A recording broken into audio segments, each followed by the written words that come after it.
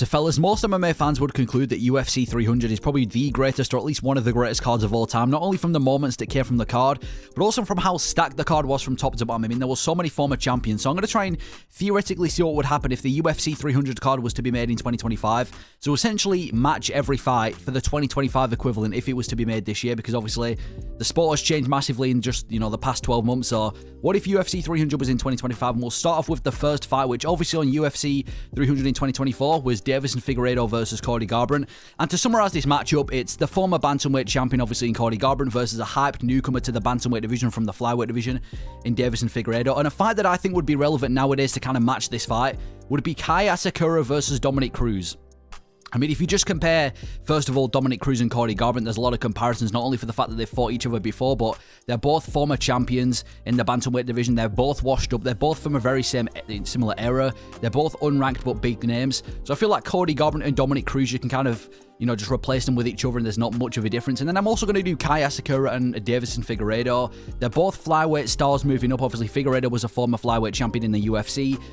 Sakura is this big flyweight star, at least from a different promotion. And obviously, they're both former champions, UFC and Rising champions. So I feel like there's a lot of comparisons between just the two of them. But Sakura versus Cruz, I think will be a good fight, because Sakura naturally fights as well in the bantamweight division, and he's known for being this dangerous guy, or at least was a dangerous guy outside the UFC. But he hasn't got a single win in the UFC so far. But Dominick Cruz has been out for nearly 3 years now, where he got brutally knocked out by Olivera, but he's far more proven at the highest level in the bantamweight division. In comparison to Sakura, the only problem is he's washed nowadays. So Sakura versus Dominick Cruz, I would say, is probably the fight to equal Figueiredo versus Garbrandt. Maybe Sakura hasn't proven himself in the UFC like Figueiredo has, but he's still this big name who just fought for a belt against a former champion in Dominick Cruz. And if anything, Dominick Cruz is, I'm not going to say less washed, but he's probably more relevant in the bantamweight division than Garbrandt, considering he was ranked like a few months ago anyway. So Sakura versus Cruz is going to be the replacement for Figgy and Garbrandt.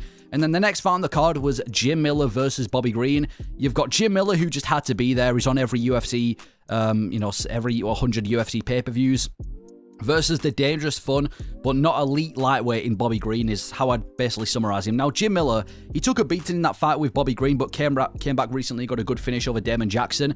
And Jim Miller's actually finishing a lot of his fights. It seems like every single time he'll win a fight, it's by finish. Let's have him on 2025's UFC 300 as well. If there was theoretically another one this year, he'd have to be on it. And I think the opponent that's perfect for him could be Matt Frevola. Now, Matt Frevola is definitely a dangerous guy.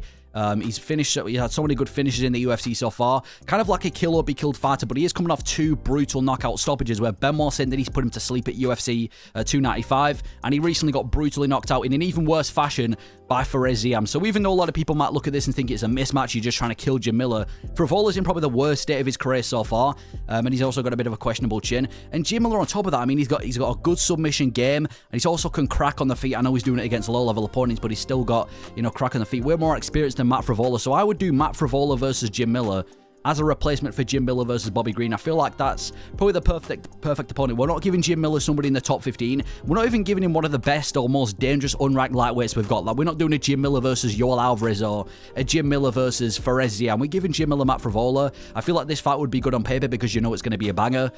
You could see Frevola knocking out Jim Miller. You could see Jim Miller somehow getting a win over Matt Frevola, who's coming off 2 brutal knockout losses. So Jim Miller versus Matt Frevola would be my switch for Jim Miller versus Bobby Green. The next fight up on the card, we had Jessica Andrade versus Marina Rodriguez. Probably the most disappointing fight on UFC 300. It deserves to be on like an Apex main card for a fight night.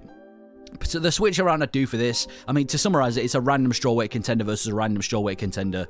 So the way I switch this around is to do Jessica Andrade, why not, against Viviane Araújo this time around. Jessica Andrade, she won on UFC 300 by decision and then loses her very next fight. So in other words, she's in the exact same career spot she is now compared to when she was coming into UFC 300. So I've kept her on the card. I put her against Viviane Araújo. She's just come off a really good underdog win over Karine Silva on the main card of UFC 309. But again, she's not in the greatest career spot. She has won 2 of her last 3, but before that she was on a bit of a losing streak. Just a random strawweight fight. Jessica Andrade, Viviane Araújo, a disappointing fight, but I feel like that's probably the most relevant one you can do for Andrade a year later in 2025. The next fight we had on the card, the early prelim headliner, was Jalin Turner versus Renato Moicano, where we saw Moicano make a massive comeback against Jalin Turner. So you've got a fan favorite Brazilian in Renato Moicano versus a dangerous top 15 contender. And I feel like another fight, maybe it's not in the same division, but a fight that's very similar to this, could be Johnny Johnny Walker versus Bogdan Gusov. Johnny Walker's a fan favorite, not only because of his personality, and, you know, the way that he's got this really goofy fighting style, but he's, again, a kill or be killed fighter. He's had some of the goofiest knockouts in the UFC. You know he's either going to get knocked out or he's going to obviously pull off a win, so... Johnny Walker's a fan favourite. A lot of people like Johnny Walker. And I've put him against Bogdan Gusov, another very dangerous contender. Bogdan Gusov, very powerful guy. Might not be defensively sound, but he's won his past 3-0 by way of finish against a couple of ranked guys as well. This fight was scheduled for UFC 311, but it got taken off. But I think this could be done. Again, I mean, theoretically, if UFC 300 was in April of this year, you could still do this fight. That gives them both enough time to recover. So Johnny Walker versus Bogdan Gusov. I can definitely see Johnny Walker getting knocked out. Like, I could easily see this fight getting stopped. You know, Bogdan Gusov lands a clean one, being how dangerous he is on Johnny Walker. Or I could also see Johnny Walker doing some goofy shit and managing to beat Bogdan Gusov, who defensively isn't even that sound, to be fair. So Johnny Walker, Bogdan Gusov to replace Renato Moicano and Jalin Turner. Maybe it's not as competitive because it's not in the lightweight division, but at the same time, I think it fits the criteria perfectly. So if we look at the early prelims, I think that's a very similar kind of early prelim that we had to UFC 300. You know, maybe the name value, maybe not the same, but I feel like when matching every fight, that's probably a, you know, a very similar way you can do it. And then to move on to the prelims, the first prelim on UFC 300 was Sodiq Yusuff versus Diego Lopez. Diego Lopez's first chance at a ranked opponent. And to summarize it, it was a powerful gatekeeper in Sodiq Yusuff versus a dangerous, crazy Brazilian prospect in Diego Lopez. And I feel like one of the most accurate ways you can redo this in 2025 is to do Danny Ige versus Gene Silva. Danny Ige taking the place of Sodiq Yusuff, Gene Silva taking the place of Diego Lopez. Danny Ige, very dangerous guy. I mean, he nearly knocked out Lerone Murphy at UFC 308. He's got very crisp and powerful boxing. And he's kind of known for having this, you know, this heavy boxing approach where he likes to pick people apart and eventually find that knockout shot. So he's a dangerous guy. And then you've got the crazy Brazilian in Gene Silva, who's one of the most unorthodox fighters in the UFC right now. Also very dangerous. Obviously comes from that Fighting Nerds gym, which seems to be one of the hottest gyms in the UFC right now. And I know a lot of people obviously think Gene Silva might be the future of the featherweight division and he might run through Danny Ige like Diego Lopez ran through Sodiq Yusuff, but I feel like this is a much closer fight and I could definitely see a stoppage taking place in this fight because one thing I will say about Gene Silva, he is quite hittable. He looks a little bit hittable in that fight with Drew Dober, and we know how powerful and dangerous and crisp on the feet Danny Ige is, so I could see Danny Ige clipping Gene Silva and knocking him out, but at the same time I can see this being a kind of a, you know, the first big fight for Gene Silva where he gets a ranked opportunity against Danny Ige. I mean, we saw it when at UFC 300 Diego Lopez got his first ranked opportunity against Sodiq Yusuff and he managed to become ranked. So yeah, Danny Ige versus Gene Silva. I think this fight should be made regardless, even if you take away the whole UFC 300 aspect. I think that's a fight that should be made for Gene Silva. Next obviously is going to be fighting Melzik, but either way, that is the what fight I would do to match Sodiq Yusuff versus Diego Lopez. Then we had a women MMA fight between Holly Holm, the former champion, taking on UFC newcomer Kayla Harrison. To summarize the fight, it was a washed-up former champion in Holly Holm. She had a good moment against Ronda Rousey and was never the same. Against a hyped-up PFL prospect in Kayla Harrison, who is supposed to be the next big thing in women MMA. I've got an even better matchup than this. Rose Namajunas versus Dakota Ditcheva. This fight would be huge, especially on a card if you're going to do like a UFC 300S card. If you don't know who Dakota Ditcheva is, she's 14-0, which is an insane record for a women MMA fighter. 13 of her wins coming by way of stoppage, specifically 12 by knockout. She won the $1 million bonus from PFL, and she did it by beating the brakes off of Talia Santos, the same Talia Santos who went life and death with current flyweight champion Valentina Shevchenko.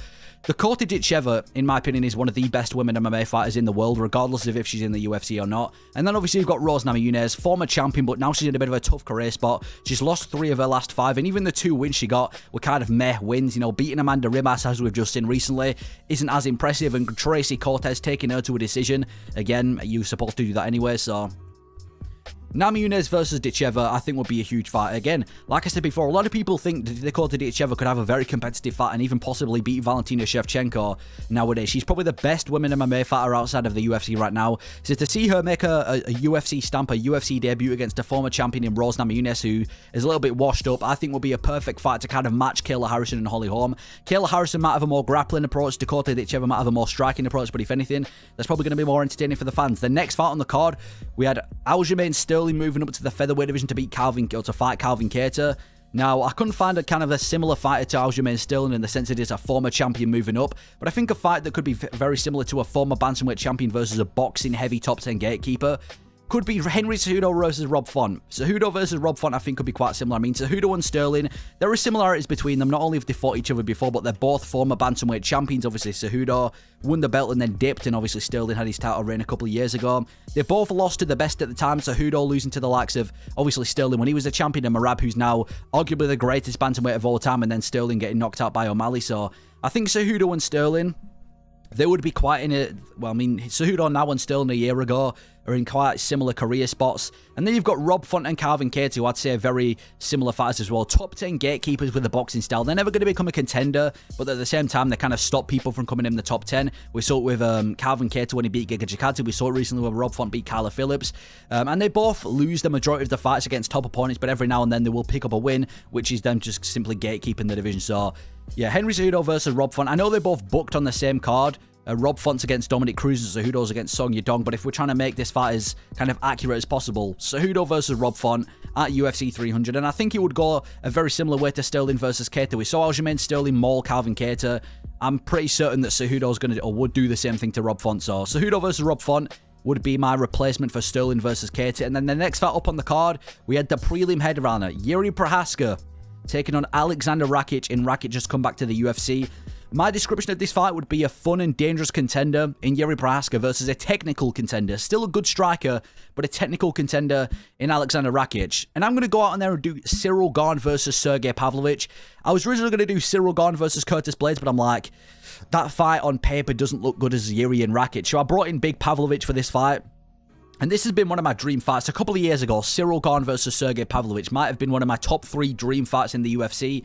You know, Cyril Gane, this technical elite striker, arguably the best in the heavyweight division, versus Sergey Pavlovich, who's just breaking people apart with his striking. This was once my dream fight. And I know they're in a bit of a weird career spot right now where Pavlovich is on a 2-fight losing streak and Gane, you know, arguably lost to Volkov.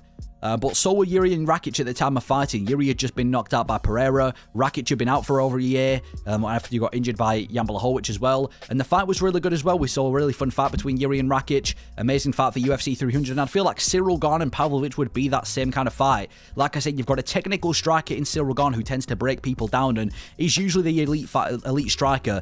Against Sergey Pavlovich, who just walks forward and bangs and is probably the best brawler in the UFC. Cyril Gane versus Sergey Pavlovich, a big, heavy-handed prelim headliner to kind of replace Yuri and Rakic. I think will be a perfect prelim headliner for a card like UFC 300. And again, title contention's in it as well. When we saw Yuri win that fight, he went on to fight for the belt.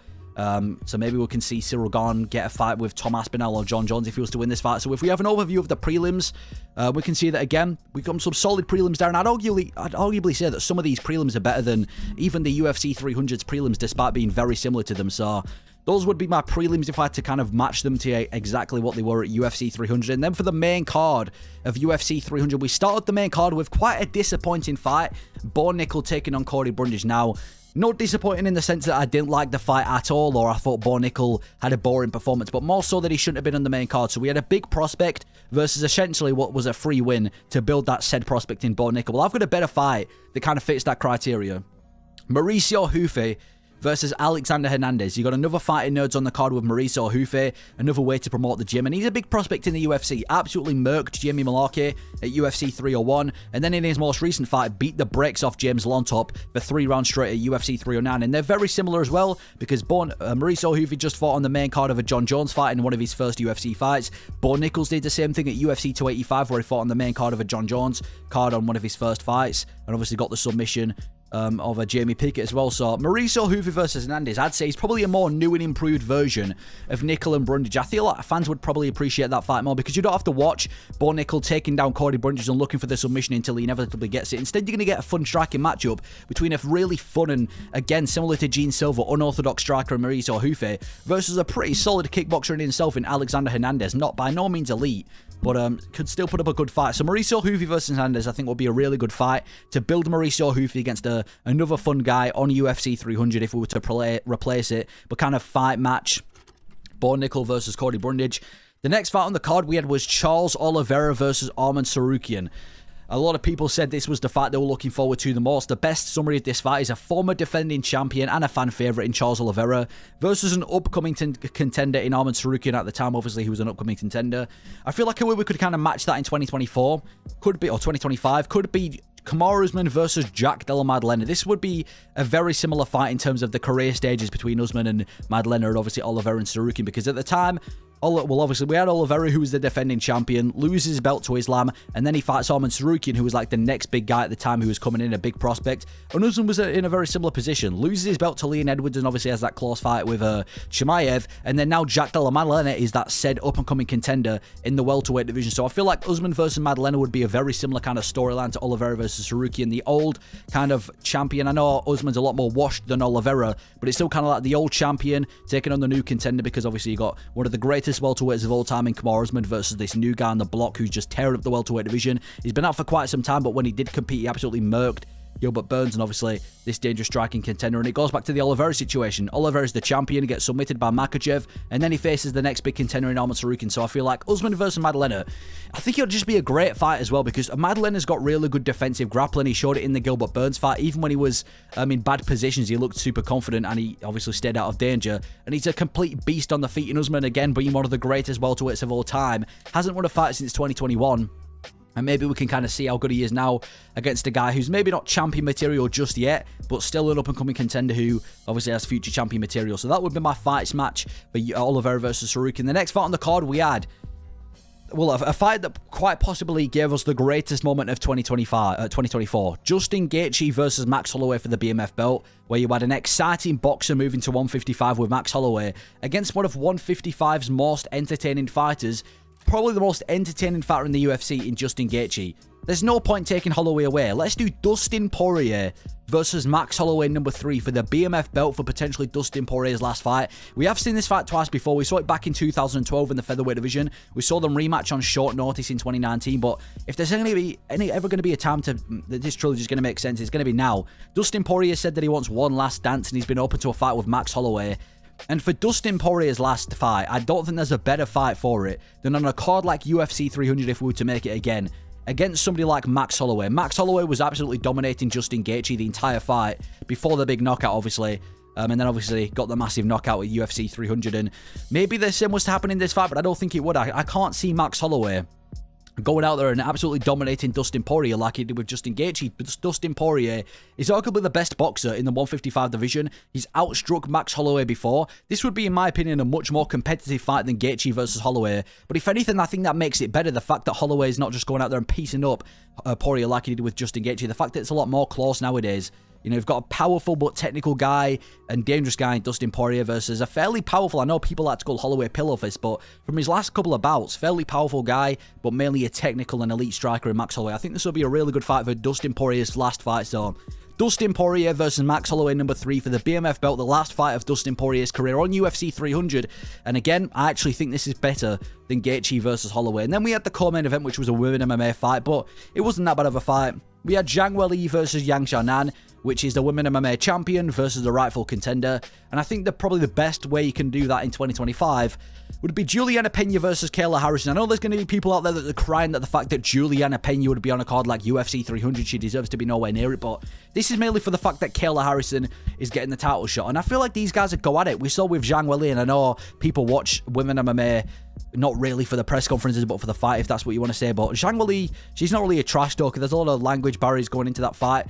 Juliana Pena and Kayla Harrison, even though they might make ears bleed, at least they're going to try and promote the fight. I mean, they were going at it at the UFC 307 press conference, and I feel like it'd be fun because you've got Kayla Harrison, who has taken the UFC by storm, dominates Holly Holm, gets the win at UFC 300, then gets another comfortable win over Ketlen Vieira, and now she's going to be taking on Juliana Pena for the belt. So I feel like the fact that they will probably make good press conference moments, the fact that they've been going at each other since UFC 307, and the fact that Kayla Harrison needs a title shot and it's just another women MMA title fight you can put in this card, I'd do Juliana Pena versus Kayla Harrison for the women MMA co-main event. And then for the main event, the most important fight of all, we had Alex Pera versus Jamal Hill on short notice. A striking heavy champion versus a striking heavy former champion. No way that fight disappoints.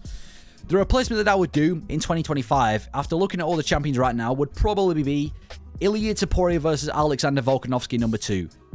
This is probably the fight I'd make. You've got the dangerous striker in Ilia Topuria, obviously knocks out Max Holloway for the first time, also knocks out Volkanovski.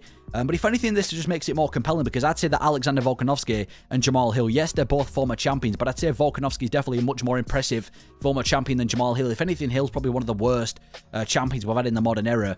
And I've not decided to do Poirier against Lopez or Movsarevalo, even though a lot of people think those guys are more deserving. I don't really think they'd be able to headline a card like UFC 300 at this current stage in their career, because if we're doing a card like UFC 300, it's going to need a big headliner. So why not have Poirier, who's one of the biggest stars in the sport, against Volkanovski, a former champion, one of the greatest, if not the greatest featherweight of all time. But at the same time, I haven't done a super fight. You know, I haven't done like a John Jones versus a Tom Aspinall, and I haven't done like an Ilya Poirier versus Islam Makhachev, because Jamal Hill versus Alex Pera, even though it's one of the better title fights in the UFC, that was by no means, in my opinion, a super fight. So anyway, this is my final product for UFC 300. You can compare the main cards before and after. I'd say I've done a pretty good job at comparing the main cards and kind of matching each fight, but that would be my UFC 300 and what I personally think would be a good route for the UFC to take if they were to do UFC 300 in 2025. Let me know your thoughts on this card, if you change it around, and what your personal card would be. Thank you for watching.